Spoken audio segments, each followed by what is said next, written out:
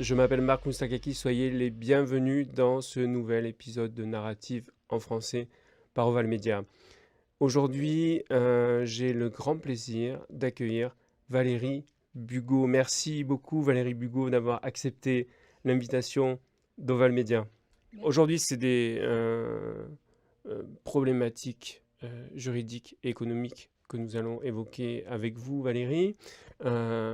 Rapidement, pour ceux qui ne vous connaîtraient pas encore, vous êtes docteur en droit, vous êtes une ancienne avocate fiscaliste, profession que vous avez par la suite abandonnée pour vous consacrer à des recherches en économie et en finance, toujours dans leur dimension géopolitique. Vous êtes l'auteur de nombreux livres, notamment Les raisons cachées du désordre mondial, une série d'articles extrêmement intéressants que je recommande à tous aux éditions Sigest. Vous animez et êtes à l'origine d'un site internet que je recommande aussi beaucoup à nos lecteurs, valériebugaud.fr. C'est une mine d'analyse, d'informations extrêmement pertinente, très documentée. Je ne saurais trop inciter chacun à y aller pour comprendre les enjeux de notre modernité.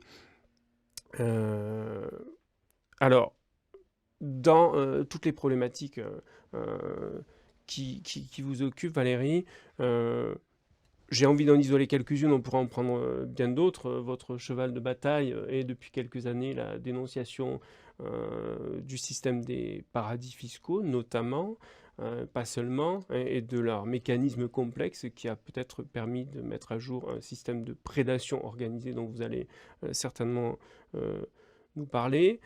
J'aurais aimé qu'on évoque aussi la problématique de la perte de souveraineté des États, qui est certainement corrélée à cette mise en place. Et vous travaillez depuis de nombreuses années à une réforme des institutions dont j'aurais aimé aussi que vous nous disiez quelques mots et dont vous proposez une modélisation. C'est un travail qui, je crois, est toujours en cours. Alors, commençons par, j'ai envie de dire, le cœur du sujet. Votre regard sur cette crise présentée dans le narratif officiel comme sanitaire est un regard qui met au cœur de sa clé d'intelligibilité, si je puis dire, la question du droit. Alors, les questions financières, mais économiques que chacun est en capacité de percevoir, on sent bien qu'il y a, au-delà de la crise sanitaire, des troubles financiers, qu'il y a une crise financière qui est corrélée à cela, sans qu'on sache toujours si cette corrélation est de l'ordre de la concomitance. Hein. Est-ce qu'on a des crises financières, une crise financière parce qu'on a la crise du corona? Est-ce qu'on a la crise du corona parce qu'on a une crise financière? Derrière tout cela, derrière cet écran de fumée, ce que vous considérez comme un écran de fumée, vous voyez les choses de plus haut et vous plongez dans la philosophie du droit. Et je crois que cette façon d'éclairer la crise d'aujourd'hui est déterminante. Vous articulez notamment ce que vous appelez, à travers la guerre du droit, la dichotomie entre droit continental, droit maritime. Est-ce que vous pouvez nous en dire plus là-dessus? Alors oui, bien sûr, je peux vous en dire plus. C'est une très longue histoire en réalité et ça nécessite que je reprenne un peu mon parcours à ses débuts parce que ça, c'est plutôt le point d'arrivée. La conclusion à laquelle je suis arrivée, c'est que nous sommes dans une guerre du droit qui ne dit pas son nom. Mais je ne suis pas partie de ce postulat. Le postulat de départ, ça a été mon travail de thèse en réalité. Donc ça a été le droit corrélé, enfin le droit concernant le domaine économique, c'est-à-dire tout ce qui touche à l'entreprise et bien sûr plus largement tout ce qui touche aux impôts et à la taxation et à l'organisation du système économique que nous pouvons constater a été organisé au niveau global. Donc moi je suis partie évidemment du cas français pour ensuite comprendre qu'il ne s'agissait pas d'un cas français stricto sensu, mais qu'il s'agissait de la mise en coup de préglé de toute l'économie du monde par des principes, et ces principes qui sont des principes écrits sont des principes de droit. Donc, quelle que soit la problématique que l'on aborde, il y a toujours des règles qui imposent, qui décident, si vous voulez, du comportement individuel et collectif. Et donc, ces règles relèvent d'un système de droit.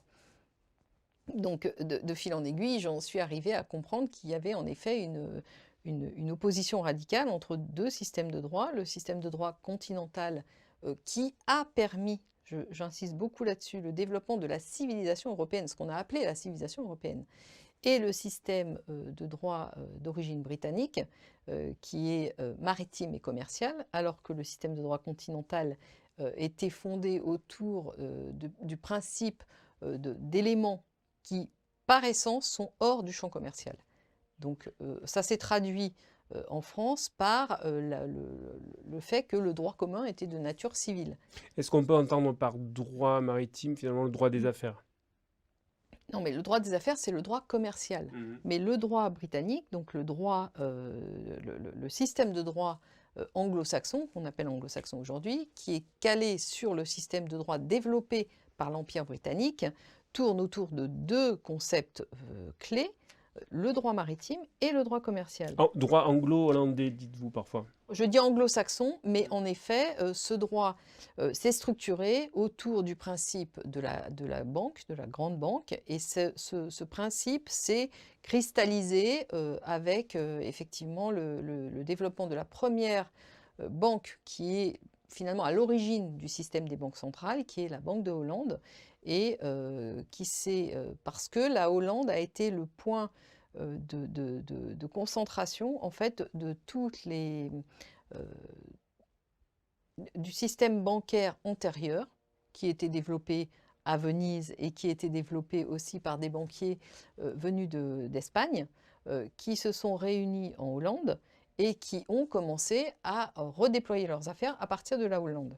C'est ensuite, l'origine de la VOC, la grande compagnie maritime hollandaise. Hein, oui, mais bien sûr. Et en fait, ce sont ces gens-là qui ont développé le modèle des compagnies des Indes. Le modèle boursier Ils ont développé le modèle, oui, du marché, le modèle des compagnies des Indes, qui est en réalité plus qu'un partenariat public-privé, parce qu'aujourd'hui, c'est la mode de parler de partenariat public-privé. Mais il faut bien comprendre que dans ce modèle de partenariat, c'est en réalité la garantie publique de capitaux qui tombent dans des poches privées. Et ça a toujours été comme ça. Et le modèle justement des compagnies des Indes, c'est exactement ce modèle-là. Vous avez la force publique qui est mise au service des grands capitalistes et des personnes qui financent en fait les grandes épopées maritimes, qui financent tous les grands développements économiques qui ont eu lieu grâce justement au développement du commerce international par le biais de la marine. Donc c'est comme ça que l'Empire britannique s'est développé, puisque vous savez qu'à partir d'Olivier Cromwell, ces banquiers se sont translatés en Angleterre et en particulier ont créé la City de Londres. Donc, et par opposition, donc, le droit continental? Le droit continental, ce n'était pas ça du tout. Le droit continental, c'est ce que je disais tout à l'heure, a été élaboré à partir du principe fondamental selon lequel tout n'est pas dans le champ commercial. Donc vous aviez à la fois la personne privée, la personnalité, l'individu qui était très protégé. Donc la personne humaine avait été protégée par les règles qui avaient été élaborées tout au long du Moyen-Âge. Et également, vous aviez des entités qu'on a appelées ensuite les personnes morales de droit public, qui sont hors du champ commercial. Et ça vient en fait, la source de ça, c'est le droit continental, où il y a toute une partie, et l'essentiel de la problématique se situe autour d'entités qui ne sont pas dans le champ commercial et qui régulent le champ commercial. Parce que le champ commercial, vous comprenez bien que quand on parle de champ commercial, il y a toujours des règles derrière. Donc si vous laissez le champ commercial réguler le commerce, vous comprenez bien qu'il y a une confusion et qu'il y a un conflit d'intérêts, puisque ces gens-là sont à la fois juges et parties. Donc le droit continental ne s'est pas développé comme ça. Vous aviez des personnes hors du champ du commerce qui régulent le champ commercial. Donc là, il n'y a pas de conflit d'intérêts, il n'y a pas ceux qui régulent, les régulateurs ne sont pas jugés partis. Et donc c'est une problématique essentielle parce que il ne peut pas y avoir de démocratie, il ne peut pas y avoir de liberté sans contre-pouvoir.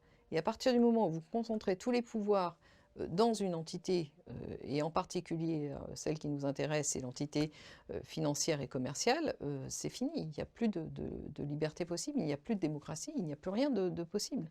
Et le modèle de l'Empire britannique s'est développé comme ça, sur ce modèle de droit anglo-saxon, qu'on appelle aujourd'hui le droit anglo-saxon, qui est un mélange un peu fourre-tout, bien entendu, mais les deux piliers principaux, c'est en effet le droit maritime et le droit commercial, c'est-à-dire que tout est dans le champ commercial, ce qui n'était pas du tout le cas, je le répète, sur le continent européen, et qui était plutôt tourné autour...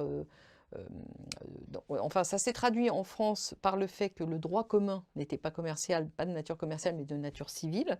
Et ça s'est traduit aussi par le fait que nous avons eu la notion d'État, la notion de nation, qui ne sont pas des notions dans le champ du commerce.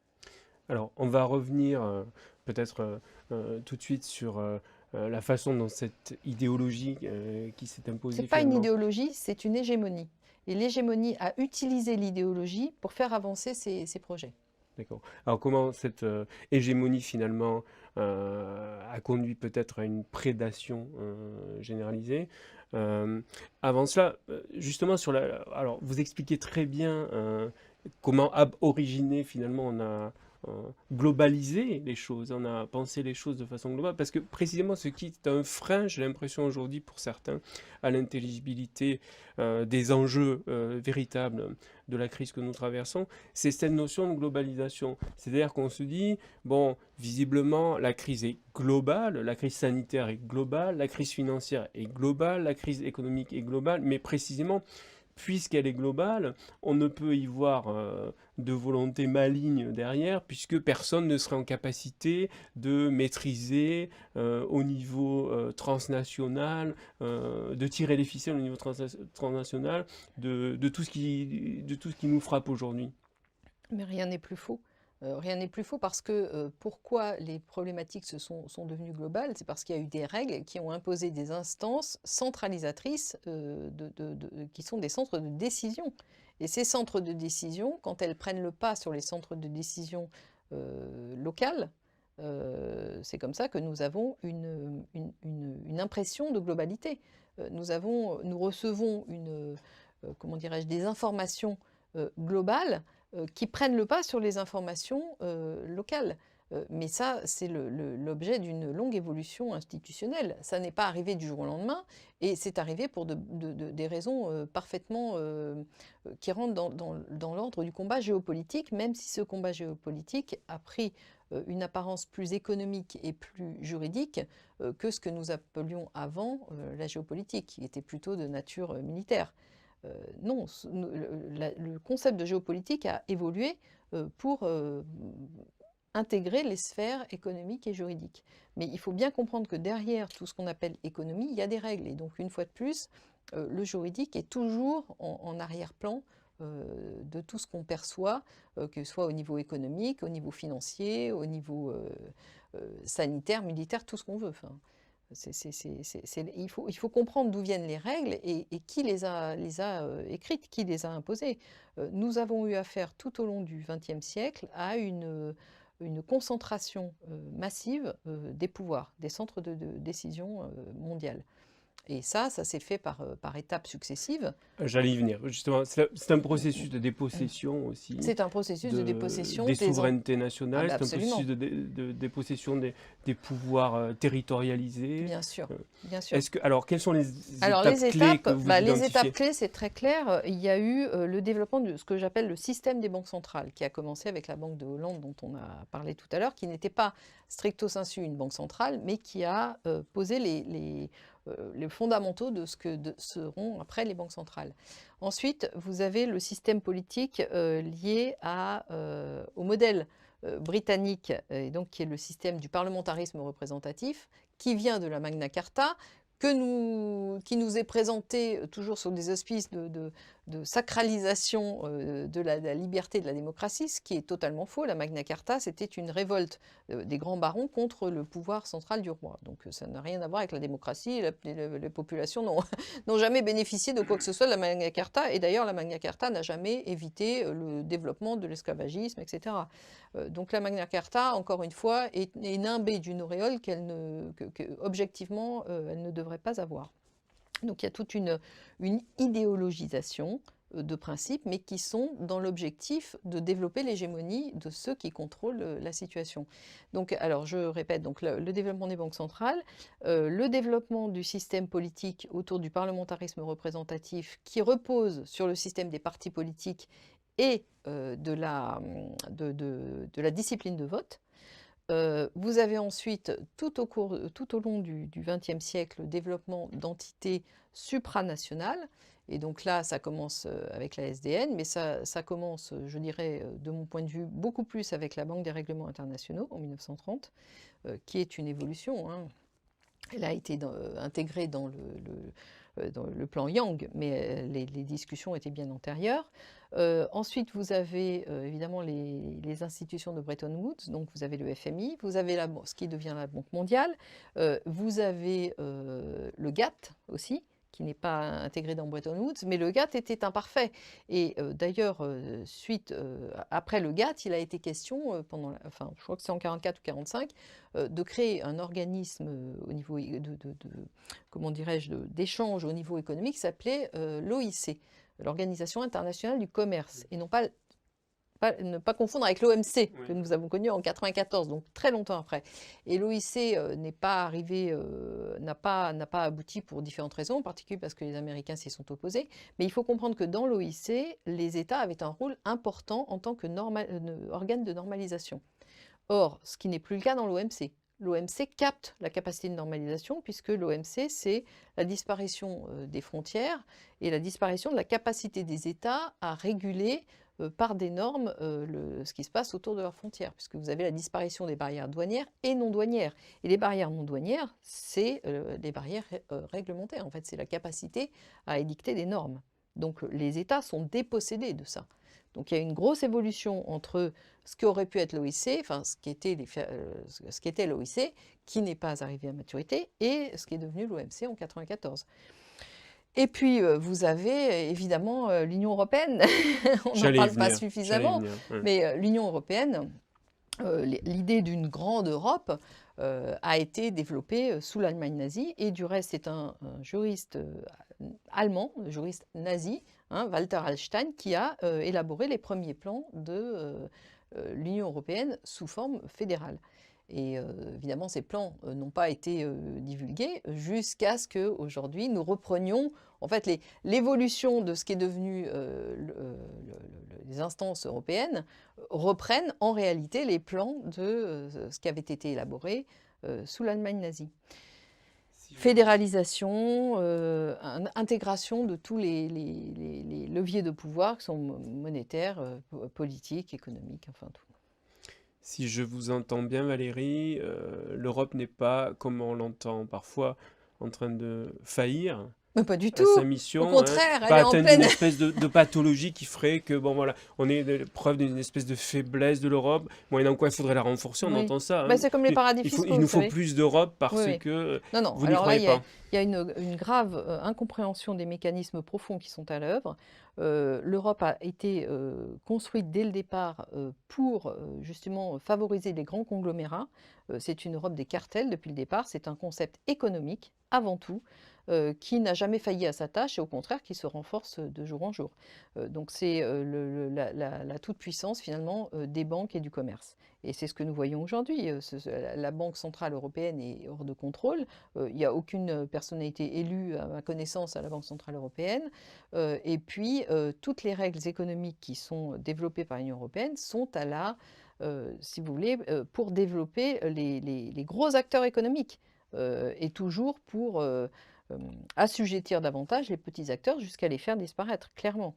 Et ça, c'est une tendance lourde de l'Union européenne et c'est une tendance initiale qui est inscrite, puisque maintenant il est à la mode de parler d'ADN, qui est inscrite dans l'ADN des instances européennes. Donc c'est absolument pas nouveau. Et d'autre part, votre question c'était aussi...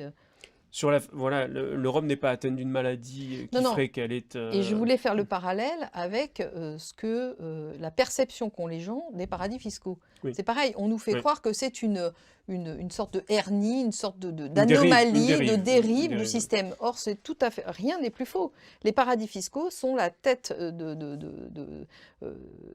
si vous voulez, du brise-glace. C'est la tête c'est la ligne principale qui a permis d'affaiblir les États. Donc c'est une stratégie de développement qui a été parfaitement élaborée, qui a été parfaitement réfléchie et qui s'est concentrée dans l'objectif de d'abord centraliser le contrôle dans les mains de ceux qui détiennent les règles du système anglo-saxon.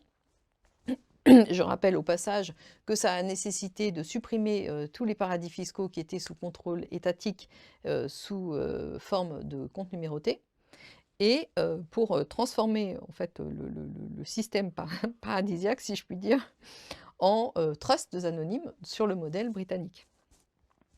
Donc ça s'est fait au fur et à mesure et ça a été évidemment toutes les règles qui arrivent comme ça, vous comprenez bien qu'il y a des gens qui les décident. Il n'y a pas c'est pas une volonté divine, ça nous vient pas comme ça d'une...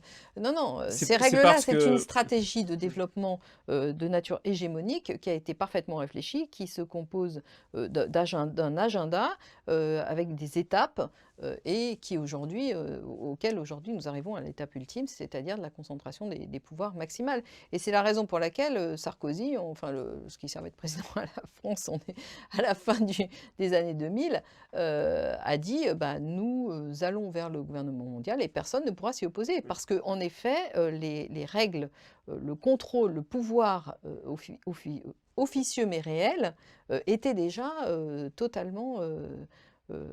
élaboré, était déjà complètement sous contrôle de ces puissances-là. Alors, ce sont des puissances opaques? Non, ce sont des puissances, elles sont officielles, mais elles se cachent derrière un paravent de tout un tas d'institutions qui rendent les choses opaques. Mais elles ne sont pas opaques par essence. On ne peut pas dire que ce soit des institutions cachées. Mais par contre, ce qui les rend opaques, c'est la profusion d'informations qui sont développées autour et le fait qu'on n'arrive pas à faire le lien, que les gens qui n'ont pas travaillé sur ces sujets ne peuvent pas réellement faire le lien entre leur pouvoir décisionnaire et la vie quotidienne de chacun. Et l'identité de ceux qui sont derrière, Bien revanche, entendu. reste cachée. Alors l'identité reste cachée parce que ça, c'est un grand, justement, une des caractéristiques principales du droit anglo-saxon, tourne autour de l'anonymat. Parce qu'à partir du moment où vous êtes anonyme, on ne sait pas que vous accaparez les biens. Et donc, c'est beaucoup plus simple de progresser sous forme anonyme parce que vous n'avez de responsabilité à rendre à personne. Et ça a été, c'est la grande imposture de tout ce système, c'est qu'en réalité, tout tourne autour de l'anonymat. Oui. C'est ce qui renforce la crédulité aussi, je pense, la naïveté des gens. On arrive, tous ces gens qui, comme vous, dénonçaient ce système-là depuis des décennies, ils n'arrivent jamais à identifier quelqu'un, ils n'arrivent jamais... Mais parce que c'est une volonté délibérée. Justement, la méthodologie permet de démonter ce système, de le démontrer. Et à la limite, ce qui compte, ce n'est pas le nom des personnes qui se cachent derrière, c'est la force du système en lui-même. À partir du moment, si vous voulez abattre ce système, il faut supprimer l'anonymat et retrouver la responsabilité naturelle qui va avec le pouvoir. Il n'y a pas de pouvoir sans responsabilité. Et c'est ce qui explique aussi que dans nos États dits démocratiques, parce que vous savez que plus on parle des choses, moins elles existent, en réalité, le personnel politique est dans une très large mesure irresponsable. Pourquoi? Parce qu'en réalité, ce n'est pas lui qui prend les décisions. Et il n'y aurait pas de candidat si ces gens-là devaient prendre sur eux la responsabilité de choses qu'ils ne décident pas. Il n'y aurait plus de candidats. Donc ceux qui les mettent en place ont besoin de leur assurer une certaine impunité de façon à ce qu'ils puissent continuer à être des paravents et des hommes de paille efficaces. Donc en fait, tout ce système d'anonymat permet une déresponsabilisation. Et c'est ça qui est en jeu, c'est ça qui est en cause aujourd'hui. Vous ne croyez pas beaucoup à l'alternance politique? C'est-à-dire que les élections qui approchent, par exemple, Bien vous n'y entendu. attendez pas grand-chose? Ah non, non, non, pour moi, c'est absolument pas un sujet parce que, une fois de plus, les pouvoirs en place sont très forts et il n'y a aucun moyen pour que alors déjà, je ne suis pas certaine qu'il y aura des élections. Qu'il y en ait ou pas, le problème se posera de la même façon. Les gens Vous qui voulez sont dire au qu'elles pourraient pouvoir être reportées? ah oui, il est possible que, pour une raison, d'état d'urgence particulière, sanitaire, militaire ou financière, les élections soient, gelées. Ça, c'est tout à fait dans l'ordre du possible, pour ne pas dire du probable. Je pense que c'est plutôt de l'ordre du probable. Mais ceci étant, même s'il y a des élections, en fait, les pouvoirs en place sont tellement structurés, tellement forts, tellement puissants, qu'il est absolument impossible que les élections leur échappent. Donc, quelle que soit la personnalité qui sera mise à la place, ou qu'elle reste, que Macron reste en place, ou que quelqu'un d'autre le remplace, Un ça candidat sera... hors système? Non, alors là, dans l'état actuel du rapport des forces sociales, ce n'est pas possible. Et ça, il faut le comprendre, et je sais que les gens ne le comprennent pas. Mais c'est triste parce que, effectivement, tous les leviers du pouvoir, c'est eux qui les ont.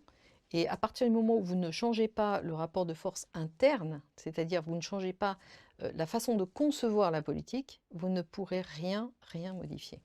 Vous savez, c'est de la logique, hein. C'est comme 1 plus 1 égale 2, on ne pourra jamais faire que 1 plus 1 égale 10, hein.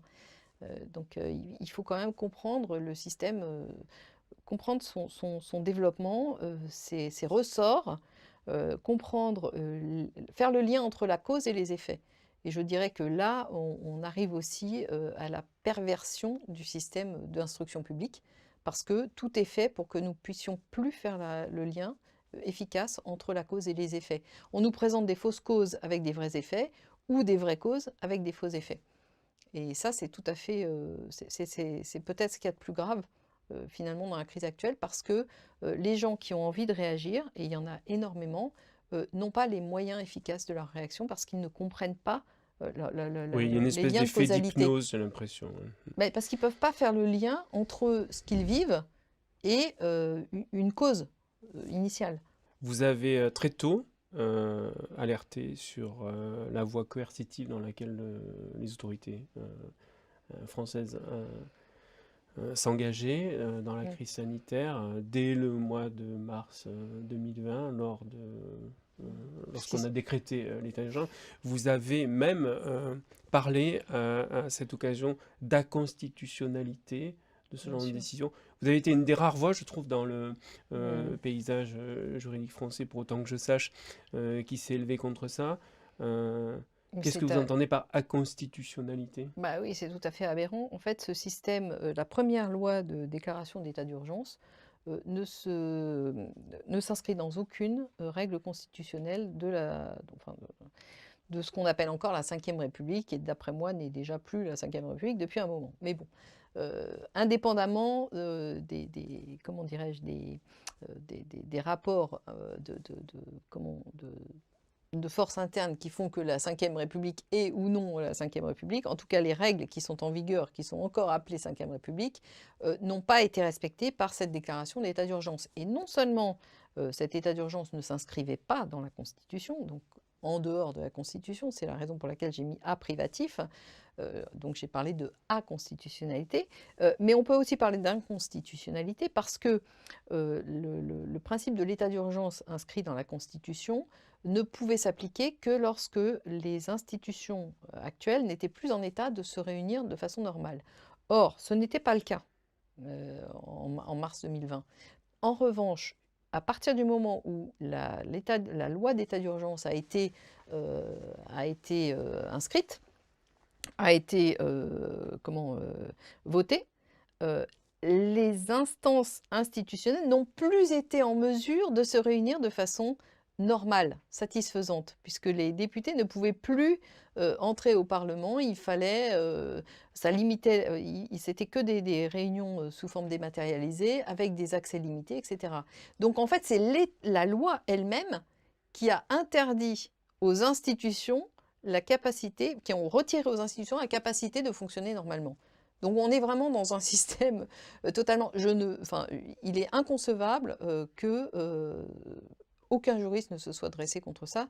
C'est tout à fait aberrant. Mais Et c'est en c'est... particulier constitutionnaliste, ce qui explique bien en réalité l'idéologie qu'il y a derrière tous ces développements ce nouveau droit qui s'est imposé à la France et qui en réalité a une vocation idéologique à servir en fait ceux qui sont derrière ce système.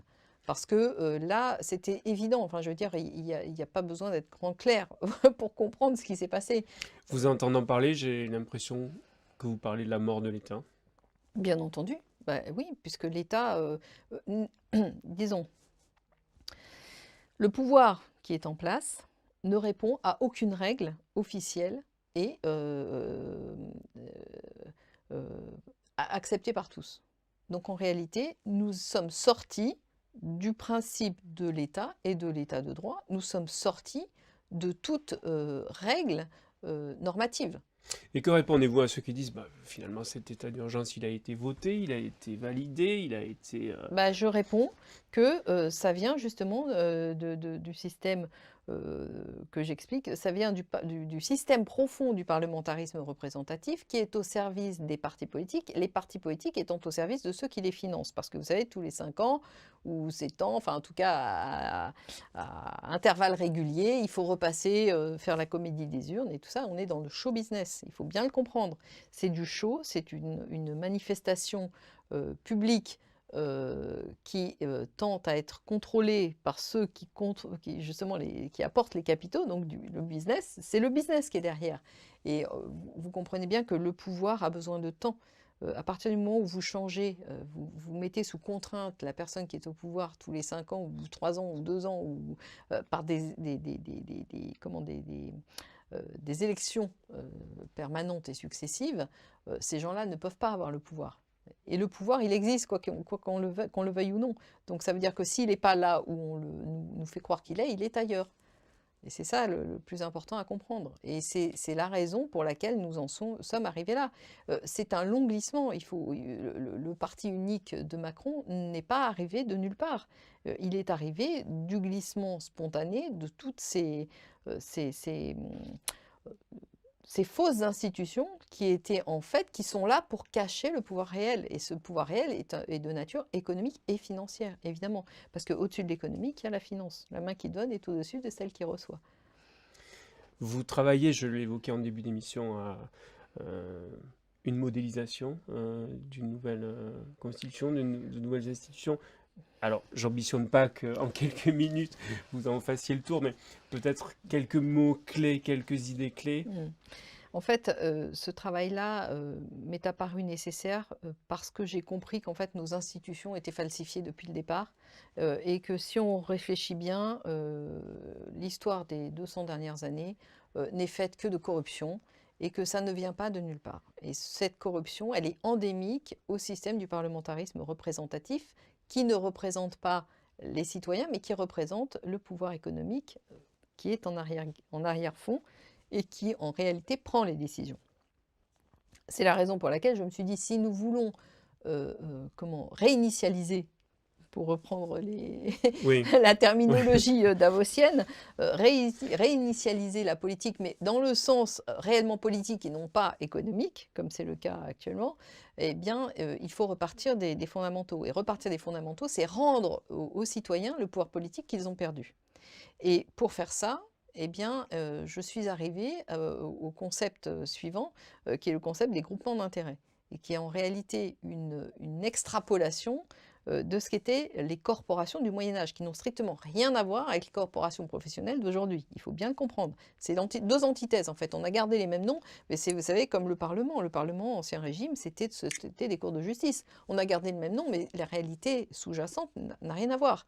Et là, on est dans le même cas de figure. Donc, il s'agit des corporations d'Ancien Régime qui étaient autonomes, qui se développaient de façon autonome, mais il ne s'agit pas du modèle de l'Ancien Régime, parce que l'Ancien Régime, le modèle est obsolète et ces corporations ne concernaient que l'activité artisanale et commerciale. J'ai étendu ça à toutes les activités humaines, c'est-à-dire que j'ai élaboré un système dans lequel toutes les activités humaines retrouvent une représentation politique qui concerne la vie quotidienne des gens, qui n'ont pas besoin d'aller, comment dirais-je, donner leur pouvoir politique à d'autres. En fait, le pouvoir politique leur appartient dans leur vie quotidienne et ils s'organisent comme ils le veulent autour de cette réalité-là. Et donc j'ai élaboré autour de 3 grands principes. Donc le principe commercial, donc les grands groupements d'intérêt de nature commerciale, dont la vocation est de faire du bénéfice. Les grands groupements d'intérêt de nature non commerciale, c'est-à-dire tout ce qui concerne le développement social, la culture, tout ce qui est les arts, Ah, les arts, voilà, ouais. les arts, le sport également, puisque ça fait partie du développement individuel, mais qui profite finalement à la collectivité. Quand les gens sont bien dans leur tête et bien dans leur peau, ils peuvent faire société, c'est-à-dire vivre ensemble de façon raisonnable. Et puis, vous avez toute une partie spirituelle qui est très importante parce que dans le contexte actuel où les grandes religions ont été parfaitement instrumentalisées par le pouvoir que je vais appeler temporel, mais qui est devenu de facto l'hégémonie financière, il n'y a plus de contre-pouvoir spirituel et il n'y a plus comment dirais-je, de grandes religions qui soient capables de confronter en fait la réalité du pouvoir. Donc j'estime nécessaire de retrouver un principe spirituel et ce principe spirituel doit repartir de la base et ne pas être instillé par des instances qui sont aujourd'hui de facto extrêmement corrompues. Je reviens peut-être à l'actualité. L'Autriche, aujourd'hui, en même temps qu'elle annonce un nouveau confinement généralisé pour sa population, annonce pour l'année 2022, le début janvier ou février, la vaccination obligatoire pour toute sa population. On a vu en France comment on est passé d'une recommandation à une injonction, d'une injonction à une espèce de coercition, une vaccination indirectement forcée en transformant les individus qui ne l'étaient pas encore en citoyens de seconde zone, je ne sais pas comment le dire autrement, hein, à partir du moment où on est privé Bien sûr, c'est clair. d'accès aux soins à l'hôpital, entendu. d'accès aux lieux culturels, d'accès à certains lieux publics. Je pense qu'on peut parler de citoyens à plusieurs zones. Hein. Bien sûr. Cette perspective, elle vous inquiète pour la France aussi? Bon, bah, cette perspective m'inquiète énormément parce que, vous savez, on n'a pas le droit d'oublier le passé. Et le passé, en fait, il faut comprendre qu'au XXe siècle, nous avons eu affaire à 2 totalitarismes et que celui-là est le 3e. Et ces totalitarismes se développent toujours autour des mêmes principes, c'est-à-dire l'homme nouveau, n'est-ce pas? L'homme nouveau sera plus efficace que l'homme ancien. L'homme augmenté. Alors aujourd'hui, oui, aujourd'hui c'est l'homme augmenté, ça a pris des noms différents, hein, mais l'idée est la même, de renouveler l'humanité. En fait, c'est l'homme qui prend le pas sur la nature humaine. Et puis, ça passe par le déclassement des individus qui prétendent ne pas rentrer dans ce schéma. Et bon, vous savez aussi bien que moi que même des gens qui ont survécu au camp, et en particulier des Juifs, ont expliqué que les Juifs, au cours de la Seconde Guerre mondiale, étaient considérés comme véhiculant des maladies, étaient comme des pestiférés. Et donc là, nous avons exactement le même schéma qui se reproduit, alors sous une forme différente, mais le fond arrive exactement au même résultat. Donc oui, bien sûr que je m'insurge, je suis extrêmement inquiète. C'est qu'une Comme étape tous pour les vous. C'est qu'une étape, bien entendu, comme tous je dirais, tous les gens qui dans leur famille ont eu des résistants, on sait très bien que ça ne s'arrêtera pas là et que les gens qui sont au pouvoir ne s'arrêtent jamais d'eux-mêmes. Donc il y a de quoi être franchement très très inquiet. Et d'autre part, ça corrèle d'ailleurs les développements officiels de cette caste hégémonique de financiers qui prétend mettre l'humanité, premièrement réduire drastiquement l'humanité pour ensuite mettre ceux qui auront survécu sous contrôle intégral. Et là maintenant on parle de contrôle mental mais par des voies bio-numériques. Et là je rejoins absolument l'analyse de Catherine Austin-Fitts et de tous les gens qui ont dénoncé Nous l'avons ce rencontré aussi. système de contrôle numérique sur les individus. Je rappelle quand même que ces vaccins ont été imposés. On n'impose pas un vaccin. On en est maintenant à la 3e dose. Donc comment les gens peuvent-ils encore parler de vaccin alors que jusqu'à présent, un vaccin, c'était une fois, parfois une seule fois dans la vie, avec un rappel de 10 ans plus tard, ou peut-être tous les ans pour ce qui était de la grippe, mais ça s'arrêtait là.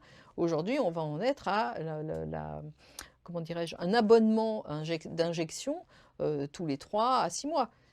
Donc il faut comprendre que ça n'a strictement rien à voir avec un vaccin. D'autre part, il y a eu beaucoup d'effets secondaires que tous les pouvoirs politiques sont là pour cacher en réalité, parce que c'est leur rôle, c'est de faire avaler à la population cette expérimentation grandeur nature. Et d'autre part, on est loin de savoir exactement quelle est la composition précise de ces injections. Dans le cadre suivant, les laboratoires se sont exonérés de toute responsabilité financière et civile. Donc je dirais qu'il y a plus de... Je ne comprends pas que les gens ne soient pas plus inquiets que ça, en réalité. À partir du moment où vous renoncez à votre intégrité corporelle, à quoi pouvez-vous renoncer de plus? Je veux dire, où est-ce que la frontière se déplace, mais elle se déplace jusqu'où? L'enjeu, vous pensez que c'est une transformation ontologique? C'est-à-dire que c'est l'être de l'homme qui est menacé? Bien entendu, c'est la survie de l'humanité qui est menacée. Et là, je dirais que dans l'histoire, nous avons connu des périodes d'esclavage, mais ce qui vient devant nous n'a rien à voir. Il n'y aura aucun échappatoire possible parce que nous serons biologiquement esclaves. Et ça, comment des individus normalement cérébrés peuvent-ils accepter ça? Ça veut dire que vous renoncez à l'humanité. Donc je ne sais pas, enfin, il y a un moment, à partir de quand doit-on se dresser? Enfin, la vraie question, c'est ça. À partir de quand l'humanité doit-elle se dresser pour survivre?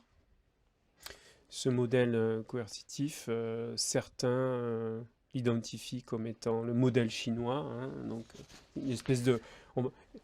On parle de ouïgourisation de l'Europe, hein. Est-ce Oui, que vous alors pensez que déjà, c'est un modèle qu'on importe ou bien par rapport à tout ce que vous dites, j'ai plutôt l'impression que pas du tout, c'est un hein. modèle que nous exportons plus Mm. précisément. Le modèle chinois ne se résume pas à ce qui se passe chez les Ouïghours. D'autre part, il ne faut quand même pas oublier que les Ouïghours sont instrumentalisés de l'extérieur pour générer du terrorisme. Et donc, vous avez l'État en face qui restreint ce terrorisme-là. Je ne veux pas faire croire que je défends le gouvernement chinois. Simplement, je crois qu'il faut objectiver la situation. Il faut comprendre ce qui se passe réellement. La Chine a été mise sous domination des banques britanniques, vous savez, à partir du moment où se sont développées les guerres de l'opium. La Chine c'était un empire de nature, comment dirais-je, culturelle, de nature millénaire. Ils étaient, dans leur culture, dans leur langue, et véhiculé un concept de fierté très important. Ils ont été mis plus bas que terre. D'accord ? On est bien d'accord avec ces histoires de guerre de l'opium. La Chine ancestrale a totalement disparu. À partir de Mao, il y a eu un mouvement finalement de survie, de volonté de survie en tant qu'entité autonome. Ça a pris le modèle communiste. Mais le modèle communiste, d'où venait-il? D'accord? C'est nous, c'est en Occident que nous avons développé le modèle communiste. C'est pas une création chinoise, le modèle communiste. C'est pas comme la poudre à canon. D'accord? C'est pas une création chinoise. Ils se sont emparés de ça et ils se sont développés sur ce principe-là qui était reconnu chez nous. D'accord? De la même façon, ils ont fait exactement la même chose avec les règles financières, avec les règles économiques. Ils ont absorber le modèle qui venait de chez nous pour se l'approprier. Et aujourd'hui, ils ont fait suffisamment de sacrifices pour être capables de se redresser. Et leur objectif de toujours a toujours été le redressement. C'est ça qu'il faut comprendre. Il faut aussi comprendre que, en tant que modèle impérial, la Chine a toujours été un modèle autoritaire. Autoritaire, d'accord ? Mais il faut bien distinguer entre l'autorité et l'autoritarisme. Parce que chez nous, ils expliquent ouvertement qu'ils veulent réduire la population. Je mets quiconque au défi de me sortir un seul écrit du gouvernement chinois depuis Xi Jinping qui prétend réduire sa population. Ça n'existe pas. D'accord? Donc, je ne dis pas que la vie en Chine est agréable ou quoi que ce soit. Je ne dis pas qu'il n'y a pas de contrôle social. Il y a un contrôle social, c'est une évidence. Mais ce contrôle social est dû à beaucoup de choses et en particulier aux importations de chez nous. D'accord? Et il est aussi dû au fait que, exactement ce qui s'est passé sous l'Union soviétique, il y avait une sorte de guerre intestine, de guerre civile larvée entre un modèle communiste universaliste qui était porté par des personnalités comme Trotsky, contre lequel a lutté Staline, qui était un modèle nationaliste. Même si l'Empire était maintenant, enfin c'était structuré, ça s'est structuré ensuite en bloc. Mais Staline n'a jamais eu l'intention qu'avait Trotsky d'imposer ce modèle au monde entier. D'accord ? Il y a eu la même chose en Chine, puisque vous savez que à la fin pendant très longtemps, la Chine qui était reconnue, ce n'était pas la Chine communiste, c'était la Chine de Taipei. Et la Chine de Taipei a toujours été supportée, a toujours été soutenue par le régime britannique, par les banques britanniques. Et c'est le régime de Taipei qui a récupéré tout l'or, en fait, toutes les richesses de l'ancien empire communiste, de l'ancien empire chinois. Pardon. Donc les communistes luttaient pour leur survie. Et ils luttaient aussi contre cette guerre civile intérieure qui était en réalité une guerre de subversion qui venait de l'Ouest, de l'Occident. Donc il ne s'agit pas de mettre en avant la Chine. Je ne mets en avant la Chine que pour une seule chose, pour montrer aux gens qu'aujourd'hui, ils ont décidé de redresser la tête et de réimposer leur propre modèle. Ce qui explique que toute la planification des dominants économiques et financiers chez nous se soit accélérée. Parce qu'ils ont perdu le contrôle de la Chine et la Chine n'a pas accepté de jouer une fois de plus avec les règles du jeu imposées par la City et par les banquiers occidentaux. Donc, Ils loin se sont d'être un modèle de émancipés. coercition importée, c'est quelque chose. Ben, vous avez deux choses. Vous avez d'une part le fait que le principe communiste a été importé de chez nous. C'est nous qui avons exporté ça chez eux, non pas l'inverse. Et deuxièmement, le fait qu'eux, ils sont en lutte. Et en lutte, vous devez resserrer vos rangs. Et donc, vous êtes d'autant plus autoritaire. Et ça, c'est tous les pays en guerre deviennent autoritaires de facto. Et c'est la raison pour laquelle on veut nous montrer la Chine comme notre ennemi, pour renforcer aussi l'autoritarisme chez nous. Donc, vous savez, tout ça est très très pervers parce qu'on ne comprend pas les tenants des aboutissants en réalité. Alors, à l'horizon obscur de cet autoritarisme qui se renforce, certains évoquent même, c'est le cas par exemple de Liliane El-Kawam, que vous connaissez sans doute, qui adopte une perspective moins juridique et plus économiste, mais qui est une fine connaisseuse comme vous de la globalisation financière en fait, aussi. On est parti de champs d'analyse différents et on arrive à un résultat convergent. Et Liliane El-Kawam me disait par exemple, voilà, notre horizon c'est celui d'un communisme, sauf que ce sera un communisme à des fins privées. Mais exactement, c'est absolument ça. On ne sert plus les intérêts du collectif, quelles qu'aient été les dérives du communisme tel qu'on l'a connu. Mais finalement, on sert les intérêts d'une toute petite caste qui se réduit de plus en plus au demeurant. Mais bien sûr, c'est le principe de l'accaparement. Il est évident quand même que ce communisme a été développé par ces instances-là en termes d'idéologie pour absorber une partie justement de l'humanité qui n'était pas sous cette forme commercialisante de l'Empire britannique, qu'ils ont développé tout ça et qu'au final, ceux qui tiraient les ficelles avant restent ceux qui tirent les ficelles après. La différence entre avant et après, c'est que tout s'est centralisé. Les champs, comment dirais-je, les liens de commande et les liens opérationnels se sont cristallisés beaucoup plus fermement pour servir les intérêts plus directement. Donc en fait, nous avons assisté à une énorme centralisation du rapport de commandement. Ça a pris un siècle. Ça s'est produit tout au long du XXe siècle. Et aujourd'hui, nous sommes à l'étape d'aboutissement de cette évolution. Et aujourd'hui, on peut parler d'accaparement. Parce que ces gens-là ont accaparé, justement par l'anonymat que j'expliquais tout à l'heure, toutes les richesses humaines, naturelles, matérielles, de travail. Donc c'est On estime que BlackRock, par exemple, posséderait Oui, 40% de l'Europe aujourd'hui en termes oui, vous savez que d'infrastructure. BlackRock est détenu par Vanguard. Vanguard détient BlackRock. Et à l'origine, c'est...